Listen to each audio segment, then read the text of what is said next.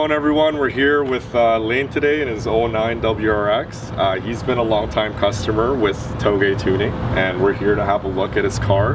And he's going to tell us about some of the extensive things that have happened to this over the many years that he's owned it. So he's had this car since 09, since when he first purchased it new off the lot. And he's been a customer here, and I think you're going to be pretty impressed with what you find under the hood of this thing, especially since it doesn't look very conspicuous from the outside. So you ready? Are we going to dive in? Yeah. All right, cool. Let's do it. So the initial plan back in 2013 was to run the car in CSCS Time Attack Street, or Street Time Attack, with the existing mods that we had on it. So what we did in 2013 was all of the bolt-ons were finished. We had done pretty much everything you could possibly do to the motor with a bolt-on. So that was intercooler, injectors, fuel pump,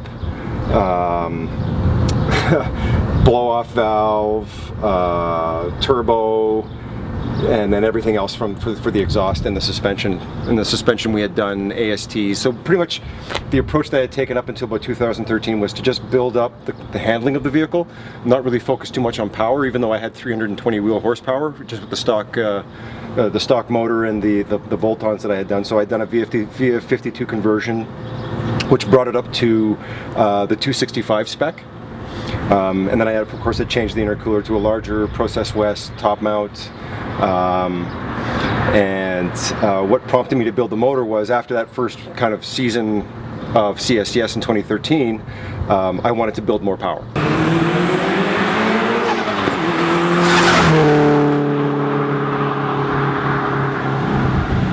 So Chris and I talked about the motor and what the approach was, and I wanted to I didn't want big power so much, because I wanted stable, close to stock spool, and bulletproof, as bulletproof as we possibly could make it. As bulletproof as you can make an EJ. Right. That's exactly it. So things like getting heat out of the motor through the header. So we initially had a Killer B equal length manifold on, and that was great. With the stock turbo, the V52 turbo, spool was fast.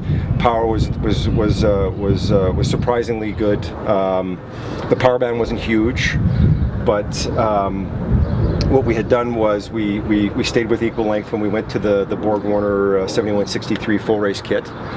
So we have the Full-Race 1.5 scroll header on there now, Swain Tech coated.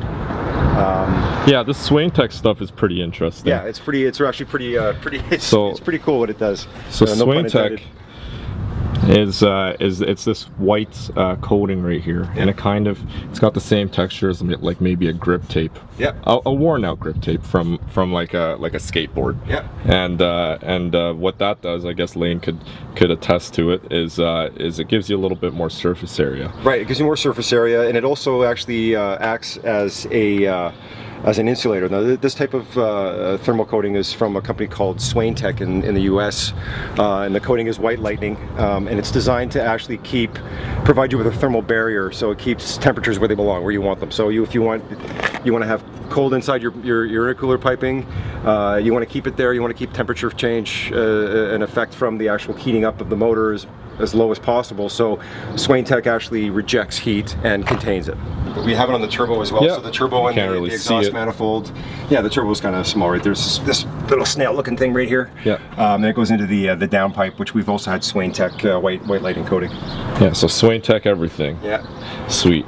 Yeah. Yeah, I mean, in terms of where you're at today, horsepower-wise, what's this thing putting out? Yeah, so today the car sits at 360 wheel horsepower, and 370 wheel torque. I can tell you about the internals. So we bought a brand new short block. So it's a brand new short block. It's a brand new short block. So it's not the stock motor. We pulled the stock motor, took the heads off, took the new case that we put together with. So that case is comprised of an STi crank, the MagnaFlux crank.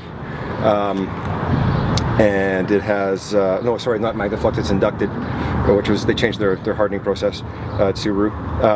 3MI race rods and JE FSR pistons.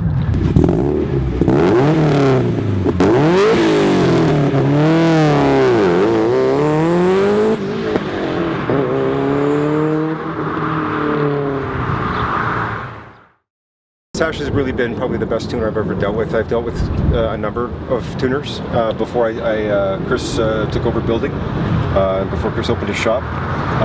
Sasha has been a very open and sharing tuner. That's Sasha. Sasha Annis at On Point. At On Point. Yeah. And we're repping with a sticker. Yeah. Yeah. So when he asked me what I wanted, and you know, understanding how cars work, you can't really say what you want. Yeah. So I said I want safe power, and he gave me safe power.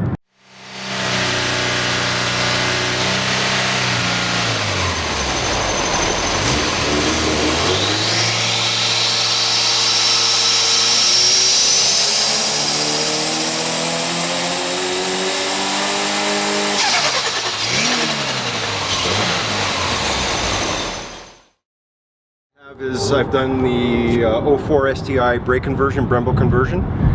So I've got the big gold Brembos on the front and the rear, so 4-pot, 2-pot. They're DBA T3 rotors. They actually come cross-drilled. Also, you notice there I've got the more sport top hats. Yeah, they're very pretty. And they're pretty good. And the AST 4150 coilovers with 400 Swift springs. And I've been in this car a couple times, whether it be you driving it here or Chris driving it, to get you know, testing done or whatnot. And I gotta say, the ride on this car, it is really excellent compared to a lot of the. That's the one thing. I mean, so that's the thing. I mean, you can have big power, but if you're not able to lay it down, or keep it on the road, you're not going anywhere. So, like I said earlier, we focused a lot on suspension and braking. Yeah. So tightening up the suspension, bushings, sway bars. So I'm 2220. So they're the white line sway bars. So 2220, again the ASTs, the anti-lift kit, tie rods, everything. We've done pretty much everything you possibly can do for a suspension swap, aside from changing the actual subframe. Well, the thing is too, like you mentioned before, you built this car to kind of compete in CSCS. A lot of those tracks, they don't have extremely long straightaways. That's right. So what are you going to do with 900 wheel horsepower, right? Not much. But you invest in a good set of coilovers, some nice brakes, good tires, and you could shave seconds off your lap time. Yeah, absolutely right. So this is the thing. We've gone to the largest size wheel that'll fit on the narrow body WRX. Yeah. They're 17 by 9s. Running an RS3s, Hankook RS3s. I really do like the RS3s quite a bit. They on the track they heat cycle well. They don't get greasy when they get hot, and they're surprisingly durable. I mean, I only went through 2 sets in the last time I was at CSCS. That's pretty good. Yeah, it's not bad. And having been in a car where you know, Chris was really laying it down, I gotta say the breakaway on them's forgiving. It's not super abrupt. You don't regain grip all of a sudden. It's nice and linear. Yeah, exactly. Absolutely. This car rotates very well. And since we've put the built motor in, and actually with the motor we changed out the stock, or not the stock mounts, the group end mounts that we had in there, and we put in the Moore Sport solid mounts. Yeah. So that's lowered the actual drivetrain by a centimeter. Yeah. And just even doing that, the balance of the car is completely changed. The corner balance is dialed right in perfectly. Under braking and turning, it's just, the car just loves to stay stable. But it, you know, if you're not used to it, it feels wild. And in actuality, it's not. It's actually doing what it's supposed to do. Yeah. And it has. I've spun out. Have you? Yeah, badly.